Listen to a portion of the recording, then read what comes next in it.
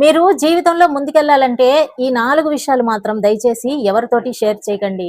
First one వచ్చేసి మీరు next step ఏం వేయబోతున్నారు? జీవితంలో అభివృద్ధి సాధించడం కోసం ఏమి స్టెప్ వేయబోతున్నారు అన్న విషయము ఎవరితోటి చెప్పకండి. ఎందుకంటే మీరు చెప్పారనుకోండి అది ఇతరులు ఫాలో అవ్వచ్చు.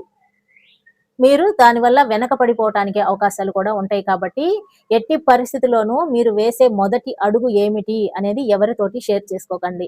ఇక నంబర్ 2 మీ జీతం ఎంత అనేది ఎవరికీ చెప్పకండి.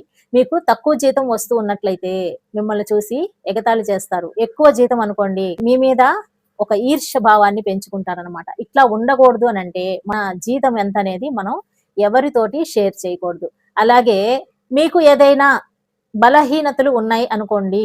వాటిల్ని దయచేసి ఎవరితోటి షేర్ చేయకండి.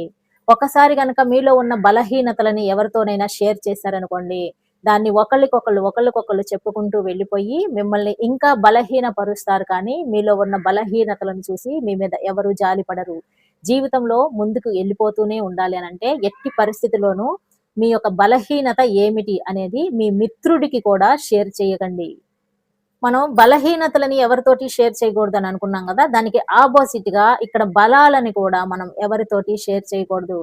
బలహీనత అంటే షేర్ చేయకూడదన్నారు. ఓకే. ఇప్పుడు బలం ఎందుకండి షేర్ చేయకూడదు అనంటే, మన బలము అవతలి వ్యక్తికి తెలిస్తే, మనం వెయ్యాలి అని అనుకున్న స్టెప్పు అవతలి వ్యక్తి వేస్తాడు.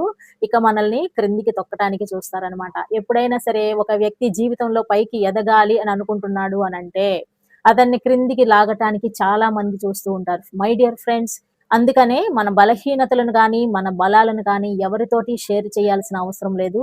మనం జీవితంలో విజయం సాధించాలి అని అనుకున్నప్పుడు. కాబట్టి ఈ 4 పాయింట్స్‌ని గుర్తుపెట్టుకోండి. జీవితంలో ముందుకెళ్ళండి. జీవితంలో హ్యాపీగా ఉండండి. వీడియో నచ్చితే లైక్ చేయండి.